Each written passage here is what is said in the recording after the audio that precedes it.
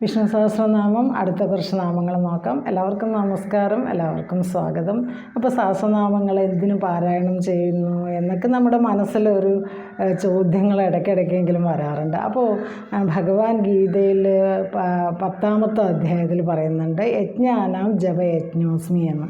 അതായത് യജ്ഞങ്ങളിൽ ഏറ്റവും ശ്രേഷ്ഠമായ യജ്ഞമായ ജപയജ്ഞം അത് ഞാൻ തന്നെയാകുന്നു. അപ്പോൾ ഭഗവാൻ തന്നെയാണ് ഈ ജപയജ്ഞം എന്ന് പറയുന്നത്. അപ്പോൾ നാമജപ സാധന വളരെ ചിട്ടയോടും വളരെ ആത്മാർത്ഥതയോടും കൂടി നിർവഹിക്കുമ്പോൾ അതിൽ നമുക്ക് പലതരത്തിലുള്ള അഷ്ടോത്തരം ജപിക്കാം, അഷ്ടോത്തര ശത ജപിക്കാം, അല്ലെങ്കിൽ സഹസ്രനാമങ്ങൾ ജപിക്കാം, അല്ലെങ്കിൽ ഏത് സഹസ്രനാമവും ജപിക്കാം. അപ്പോൾ ഇതെല്ലാം ഏകാഗ്ര ബുദ്ധിയോടെ ലയത്തോടു കൂടി അർത്ഥം അറിഞ്ഞ് ജപിക്കുമ്പോഴാണ് അതിന് കൂടുതൽ അതിൻ്റെ ഗുണം ലഭിക്കുന്നത് എന്ന് നമുക്ക് ആചാര്യന്മാർ നമുക്ക് പറഞ്ഞു തരുന്നു. അപ്പോൾ മറ്റു വിഷയചിന്തകളെയൊക്കെ കുറച്ച് ഒഴിവാക്കാനും ഭഗവത് ലീലകളിൽ മനസ്സ് ഉറപ്പിച്ചുകൊണ്ട് നമ്മൾ ആ സഹസ്രനാമങ്ങൾ ജപിക്കുമ്പോൾ അതിന് ഒരുപാട് ഗുണമാണ് എന്നും കലികാലത്തിൽ എല്ലാ ദോഷങ്ങളെയും മാറ്റാൻ, കലിദോഷങ്ങളെയൊക്കെ മാറ്റി മനസ്സിനെ നല്ലൊരു അവസ്ഥയിലേക്ക് എത്തിച്ചുകൊണ്ട് മനോബലം വർദ്ധിപ്പിക്കാനും ഒക്കെ സഹസ്രനാമ ജപങ്ങൾ, പ്രത്യേകിച്ച് വിഷ്ണു സഹസ്രനാമം അതിശ്രേഷ്ഠമാണ്. അപ്പോൾ അടുത്ത കുറച്ച് നാമങ്ങളിലേക്ക് പോവാം. നമുക്കിന്ന് 251 മുതൽ ഉള്ള നാമങ്ങൾ. നാമം 251 ശുചി, അതായത് മാലിന്യഹീനനാകുകയാണ് ഭഗവാൻ. മാലിന്യമില്ലാത്തവനാണ്, അതാണ് ശുചി എന്ന് പറയുന്നത്. അപ്പോൾ ഒന്ന് വേറൊന്നിനോടുകൂടി കലരുമ്പോഴാണല്ലോ മാലിന്യം എന്ന് പറയുന്നത്. അപ്പോൾ അതില്ല, ഭഗവാനെ വേറൊന്നിനോടും കൂടി കലർത്താൻ കഴിയില്ല. അതുകൊണ്ടാണ് ശുദ്ധ സ്വരൂപനാണ് ഭഗവാൻ. അതുകൊണ്ടാണ് ശുചി എന്ന നാമം. ഇനി 252 സിദ്ധാർത്ഥ, അതായത് ഇച്ഛിക്കുന്ന അർത്ഥങ്ങളെ സിദ്ധമാകുമ്പോഴാണ് അത് സിദ്ധാർത്ഥൻ എന്ന് പറയുന്നത്. സിദ്ധ ലഭിക്കുക, അർത്ഥങ്ങൾ ലഭിക്കുക, അതെപ്പോഴും സിദ്ധമാണ്. ഭഗവാൻ എപ്പോഴും സിദ്ധമാണ്. ഇച്ഛിക്കുന്ന അർത്ഥം സിദ്ധമാകയാലാണ് സിദ്ധാർത്ഥൻ. അപ്പോൾ ഭഗവാനെയാണ് നേടേണ്ടത്. അപ്പോൾ നേടേണ്ടത് ആരെയാണെന്ന് ചോദിക്കുമ്പോൾ ഭഗവാനെയാണ് എന്നാണ് അതിൻ്റെ അർത്ഥം. പക്ഷേ എന്നാൽ ഭഗവാന് നേടേണ്ടതായിട്ടൊന്നുമില്ല. ഇവിടെ സൃഷ്ടിസ്ഥിതി സംഹാരങ്ങളൊക്കെ ഭഗവാന്റെ സങ്കല്പത്തിലാണ് വരുന്നത്. ഇതിനെയെല്ലാം സാധിക്കുന്നവനാണ് ഭഗവാൻ. അതായത് സിദ്ധാർത്ഥ എന്ന് പറയുമ്പോൾ ഇച്ഛിക്കുന്ന അർത്ഥം സിദ്ധമാകുന്നു, അല്ലെങ്കിൽ ഇച്ഛിക്കുന്ന അർത്ഥം അതെപ്പോഴും സിദ്ധമാണ്, ലഭ്യമാണ് എന്നാണ് അർത്ഥം. അല്ലെങ്കിൽ നേടേണ്ടതെല്ലാം നേടിയവൻ എന്ന് നമുക്ക് ഒരു എളുപ്പത്തിൽ അത് മനസ്സിലാക്കാം. ഇനി 253ാമത്തെ നാമം സിദ്ധസങ്കല്പ. എന്താണ്? സിദ്ധങ്ങളായ സങ്കല്പങ്ങളോട് കൂടിയവൻ. നേരത്തെ പറഞ്ഞതുപോലെ തന്നെയാണ്, സങ്കല്പങ്ങൾ സിദ്ധമാകയാൽ പൂർണ്ണകാമനാണ് സിദ്ധസങ്കല്പൻ. അതാണ് സിദ്ധസങ്കല്പ. നേരത്തെ പറഞ്ഞ അതേ അർത്ഥം തന്നെയാണ്. നേടേണ്ടതെല്ലാം നേടുമ്പോഴാണ് സിദ്ധാർത്ഥൻ അല്ലെങ്കിൽ സിദ്ധസങ്കല്പൻ എന്നൊക്കെ പറയുന്നത്. ഇനി 254ാമത്തെ നാമം സിദ്ധിത, അതായത് സിദ്ധി നൽകുന്നവൻ. ഭക്തർക്ക് അവരവരുടെ അനുഷ്ഠാനങ്ങളും അർഹതയ്ക്കും അനുസരിച്ച് പല സിദ്ധികളും കൈവരും. അത് നൽകുന്നത് ഭഗവാനാണ്. സമ്പത്ത്, ജ്ഞാനം, ഐശ്വര്യം, ശാരീരിക സ്ഥിതി, ഇതെല്ലാം നൽകി അനുഗ്രഹിക്കുന്നു. മാത്രമല്ല വേറെയും ഒരുപാട് സിദ്ധികളെ, കഴിവുകളെ ഉണർത്താൻ ഭഗവാന് കഴിയും. അതാണ് സിദ്ധിധ. എന്ന് പറയുമ്പോൾ ദാനം ചെയ്യുക എന്നുള്ള അർത്ഥമാണ്. അപ്പോൾ സിദ്ധിയെ, കഴിവുകളെ പ്രദാനം ചെയ്യുന്നവൻ ഭഗവാൻ. ഇനി അടുത്തത് 255ാമത്തെ നാമം സിദ്ധി സാധന, സിദ്ധികളെ സാധിപ്പിക്കുന്നവൻ. നേരത്തെ പറഞ്ഞ പോലെ തന്നെയാണ്, ഒരുപാട് സിദ്ധികൾ ആ ഒരു ഭക്തന് കൈവരും എന്നും പറയുന്നുണ്ടല്ലോ. അപ്പോൾ അങ്ങനെ കൈവരുമ്പോൾ ആ സിദ്ധികളെ സാധിപ്പിക്കുന്നവൻ, അതാണ് സിദ്ധി സാധന. സാധന എന്ന് പറയുമ്പോൾ പരിശ്രമം എന്നാണ് ശരിക്കുള്ള അർത്ഥം. അപ്പോൾ സാധന അനുഷ്ഠിക്കുന്ന വ്യക്തിയെയാണ് സാധകൻ എന്ന് പറയുന്നത്.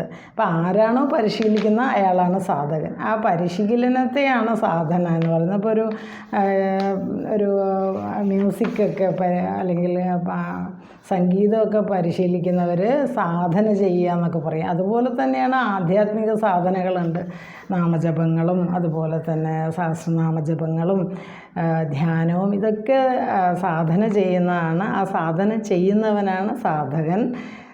ആ സാധകന് അർഹമായ ഫലം ഭഗവാൻ നൽകി അയാളെ അനുഗ്രഹിക്കുന്നു.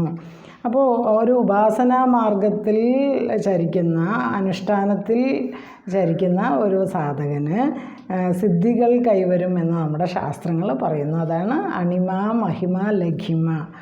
അഷ്ടസിദ്ധികളാണ് അണിമ, മഹിമ, ലഘിമ. ഗരിമ, ഈശിത്വം, വശിത്വം, പ്രകാശിത്വം എന്നൊക്കെ പറയും. പ്രാകാശ്യം, പ്രാപ്തി എന്നൊക്കെ പറയുന്ന അഷ്ടസിദ്ധികൾ ലഭിക്കാറുണ്ട് എന്ന് പറയുന്നു. അതെല്ലാം പ്രദാനം ചെയ്യുന്നത് ഭഗവാൻ തന്നെയാണ്. അപ്പോൾ സിദ്ധികൾ, സാധനയിലൂടെ സിദ്ധികൾ ലഭിക്കുന്നു. അതാണ് സിദ്ധികളെ സാധിപ്പിക്കുന്നവൻ, സിദ്ധി സാധന. ഇനി 256 നാമം വൃഷാഹി. വൃഷം എന്നാൽ ധർമ്മം എന്നാണ് അർത്ഥം. അപ്പോൾ വൃഷാഹമുള്ളവൻ ആണ് വൃഷാഹി.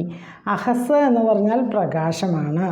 അപ്പോൾ ധർമ്മത്തെ പ്രകാശിപ്പിക്കുന്നവൻ. അഹസ് എന്ന് പറയുമ്പോൾ പ്രകാശം, വൃഷ എന്ന് പറയുമ്പോൾ ധർമ്മം. അപ്പോൾ വൃഷാഹി എന്ന് പറയുമ്പോൾ വൃഷം അല്ലെങ്കിൽ ധർമ്മത്തെ പ്രകാശിപ്പിക്കുന്നവൻ, അതാണ് വൃഷാഹി.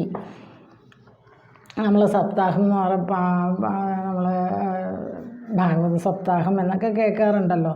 ഈ സപ്താഹങ്ങളിലേക്ക് നടക്കുന്നത് വൃഷശബ്ദം അല്ലെങ്കിൽ പിന്നെ ധർമ്മത്തെ പ്രകാശിപ്പിക്കുന്ന ഒരു പ്രോസസ്സാണ് അവിടെ നടക്കുന്നത് സപ്താഹം പോലുള്ള യജ്ഞങ്ങളിൽ.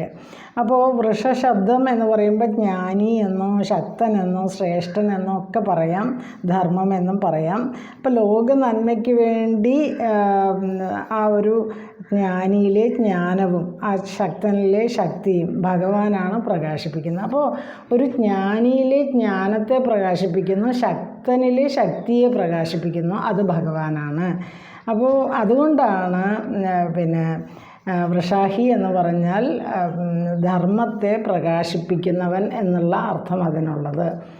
ഇപ്പോൾ പറയും ഏത് ആചരതി ശ്രേഷ്ഠ തത് തത്തദേവേദ ഇതര ജനോ തത്തദേവേതരോ ജനഃ സയത് പ്രമാണം ഗുരുതേ ലോകസ്തതിന് വർത്തതേ എന്ന് ചാപ്റ്റർ 3 ഗീതയിൽ 21 ശ്ലോകത്തിൽ പറയുന്നുണ്ട്. അതായത് ഒരു ശ്രേഷ്ഠനായ വ്യക്തി എന്തെന്ത് ആചരിക്കുന്നുവോ അതിനെ തന്നെ ഇതര ജനങ്ങൾ ആചരിക്കുന്നു. അതുകൊണ്ട് ശ്രേഷ്ഠൻ ഏതിനെ പ്രമാണമാക്കുന്നുവോ അതിനെ തന്നെ ജനങ്ങൾ അനുവർത്തിക്കുന്നു എന്ന് പറയും. അതുകൊണ്ടാണ് നമ്മൾ ഗുരുക്കന്മാരുടെ പാത പിന്തുടരുന്നത്. കാരണം ശ്രേഷ്ഠനായ വ്യക്തിയാണ് ഗുരു പറയുന്ന പാതയിലൂടെ നീങ്ങുമ്പോൾ ആ ഒരു നല്ല ഒരു അവസ്ഥയിലേക്ക് മറ്റ് ജനങ്ങളും എത്തുന്നു. ഇനി നാമം 257 വൃഷഭ. വൃഷഭ ഏറ്റവും ശ്രേഷ്ഠൻ എന്നാണ് അർത്ഥം. അപ്പോൾ പുരുഷോത്തമൻ ആരാണെന്ന് ചോദിച്ചാൽ അത് ഭഗവാനാണ്, ഉത്തമമായ പുരുഷൻ. അതുകൊണ്ടാണ്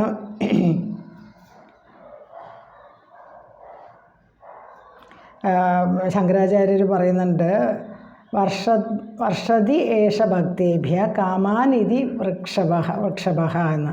അതായത് ഭക്തന്മാർക്ക് സകല അഭീഷ്ടങ്ങളെയും വർഷിക്കുന്നവനാണ് ഭഗവാൻ. അതിനാൽ ഭഗവാനെ വൃഷഭൻ എന്ന് പറയുന്നു, ഏറ്റവും ശ്രേഷ്ഠൻ. സകല കാമങ്ങളെയും ഭക്തന്മാർക്ക് വർഷിക്കുന്നവൻ വൃഷഭൻ, ഏറ്റവും ശ്രേഷ്ഠൻ എന്ന് പറയാം. ഇനി 258 നാമം വിഷ്ണു. വിഷ്ണു എന്ന് പറയുന്നത് വിക്രമണം കൊണ്ടാണ് വിഷ്ണു എന്ന പദം ഭഗവാനുള്ളത്. വാമനാവതാരവുമായിട്ട് ബന്ധപ്പെട്ട് കിടക്കുന്നു ഈ ഒരു ഇത്. കാരണം വാമനനായിട്ട് അവതരിച്ചപ്പോൾ 3 പാദങ്ങൾ കൊണ്ട് 3 അടി കൊണ്ട് 3 ലോകങ്ങളും, ആദ്യത്തെ 2 അടി കൊണ്ട് 14 ലോകങ്ങൾ അളന്നെടുത്തപ്പോൾ 3ാമത്തെ അടി വയ്ക്കാൻ സ്ഥലമില്ലാത്തത് കൊണ്ട് തൻ്റെ ഭക്തനായ മഹാബലിയോട് ചോദിച്ചപ്പോൾ മഹാബലി തൻ്റെ തല കാണിച്ചു കൊടുത്തു എന്ന് പറയുമ്പോൾ അതിൻ്റെ അർത്ഥം മഹാബലിയെ ഭഗവാൻ അനുഗ്രഹിച്ചതാണ് അവിടെ. അല്ലാതെ മഹാബലിയെ ചവിട്ടി താഴ്ത്തിയിട്ടില്ല. മഹാബലിയെ അനുഗ്രഹിച്ചുകൊണ്ട് പറഞ്ഞു, നീ എൻ്റെ എല്ലാ എല്ലാ പരീക്ഷണങ്ങളും നീ ജയിച്ചിരിക്കുന്നു, നീ പൂർണ്ണ ഭക്തനായി തീർന്നിരിക്കുന്നു, നിന്നെ ഞാൻ അനുഗ്രഹിക്കുന്നു, നീ എല്ലാ ഐശ്വര്യങ്ങളും കൂടെ സുതലത്തിലേക്ക് പോയി വസിക്കുക, നിൻ്റെ ബന്ധുമിത്രാദികളോട് കൂടിയും എന്നാണ് പറഞ്ഞ് അനുഗ്രഹിച്ച് സുതലത്തിലേക്കാണ് വിട്ടത്, പാതാളത്തിലേക്കല്ല. അപ്പോൾ അങ്ങനെ വിഷ്ണു എന്ന് പറഞ്ഞാൽ വിക്രമണം കൊണ്ടാണ് വിഷ്ണു എന്ന് പറയുന്നത്. അത് വാമനാവതാരവുമായിട്ട് ബന്ധപ്പെട്ട ഒരു നാമമാണ്. വാമനായിട്ട് ത്രിവിക്രമനായിട്ട് 3 പാദചലനത്താൽ തൻ്റെ അവതാര ലീല നിർവഹിച്ച ഭഗവാൻ, ആ ഭഗവാനാണ് വിഷ്ണു. അതാണ് വിഷ്ണു എന്ന് പറയുമ്പോൾ വ്യാപ്നോതി ഇത് വിഷ്ണു എന്നും പറയാം. എല്ലായിടത്തും വ്യാപിച്ചിരിക്കുന്നു ഭഗവാൻ. ഇനി 259 നാമം വൃഷപർവ. പരമധാമത്തിലേക്ക് എത്തിക്കാൻ ഇച്ഛിക്കുന്നവർക്ക് ധർമ്മരൂപത്തിലുള്ള പടവുകൾ, പർവ്വങ്ങൾ എന്ന് പറയുമ്പോൾ പടവാണ്, അതാണ് ഭഗവാൻ. അതായത് ഭഗവാനെ പ്രാപിക്കണമെങ്കിൽ ധർമ്മത്തിൻ്റെ പടവുകൾ കയറിപ്പോകണം. വൃഷ എന്ന് പറയുമ്പോൾ ധർമ്മം, പർവ്വ എന്ന് പറയുമ്പോൾ പടവുകൾ. അപ്പോൾ ഭഗവാനെ പ്രാപിക്കണമെങ്കിൽ ധർമ്മത്തിൻ്റെ പടവുകൾ കയറിപ്പോകണം. ധർമ്മം ആചരിക്കാത്തവന് ഭഗവാന് 1% പോലും കിട്ടില്ല. അപ്പോൾ പർവ്വം എന്നാൽ അവയവം, ഭാഗം അല്ലെങ്കിൽ പടവ് എന്നൊക്കെ അർത്ഥമുണ്ട്. ഭഗവാന്റെ അവയവങ്ങളായ ധർമ്മം കാലദേശത്തിന് അതീതമാണ്, സനാതനമാണ്. അതുകൊണ്ടാണ് സനാതനമാകുന്ന ധർമ്മത്തിൻ്റെ പടവുകൾ കയറിയിട്ട് വേണം ഭഗവാനെ പ്രാപ്തമാക്കാൻ അല്ലെങ്കിൽ ഭഗവാനെ നേടാൻ എന്ന് പറയുന്നത്. ഇനി അപ്പോൾ വൃഷപർവ എന്ന് പറയുമ്പോൾ ധർമ്മത്തിൻ്റെ പടവുകൾ, പരമധാമമായ ഭഗവാനിലേക്ക് എത്താൻ ഇച്ഛിക്കുന്നവർക്ക് വൃഷരൂപത്തിൽ, ധർമ്മരൂപത്തിൽ ഉള്ള പടവ് അല്ലെങ്കിൽ പർവ്വങ്ങൾ ഉണ്ട്. അതാണ് ആ ധർമ്മരൂപത്തിലുള്ള പടവാണ് ഭഗവാൻ. ആ പടവുകൾ കയറുമ്പോൾ ഭഗവാനിൽ എത്താൻ കഴിയും. ഇനി 260 നാമം വൃഷോധര. പ്രജകളെ വർഷിക്കുന്നത് പോലുള്ള ഉദരമുള്ളവൻ. അതായത് ധർമ്മം, വൃഷം ധർമ്മം, ഉദര വയറ് എന്നുള്ള അർത്ഥം. അപ്പോൾ വൃഷത്തിൻ്റെ ഉദരത്തിൽ സ്ഥിതി ചെയ്യുന്നവൻ, വൃഷത്തിൻ്റെ ഉദരത്തിൽ സ്ഥിതി ചെയ്യുന്നവൻ, ധർമ്മത്തിൻ്റെ അന്തർഭാഗത്ത് സ്ഥിതി ചെയ്യുന്നവൻ എന്നും പറയാം. ഉദരത്തിലുള്ളവൻ, ധർമ്മം തന്നെ ഉദരത്തിലുള്ളവൻ എന്നും പറയാം. അപ്പോൾ ഭഗവാന്റെ ഉള്ളിൽ നിന്നാണ് ധർമ്മത്തിൻ്റെ ഉൽപ്പത്തി എന്ന് ഇതിൻ്റെ അർത്ഥം പറയാം. അപ്പോൾ ധർമ്മം ഉദരത്തിലുള്ളവൻ എന്നാണ് വൃഷോധര. അപ്പോൾ ഭക്തർക്ക് സർവ്വ അഭീഷ്ടങ്ങളെയും വർഷിക്കുന്നവൻ എന്നും അർത്ഥം എടുക്കാം. അപ്പോൾ 260 ഈ നാമത്തോടുകൂടി ഇന്നത്തെ ഈ ഒരു ഭാഗം ഭഗവാന് സമർപ്പിക്കുന്നു, ഗുരുവായൂരപ്പൻ സമർപ്പിക്കുന്നു. ഹരേ കൃഷ്ണ. ഗുരുവായൂരപ്പ.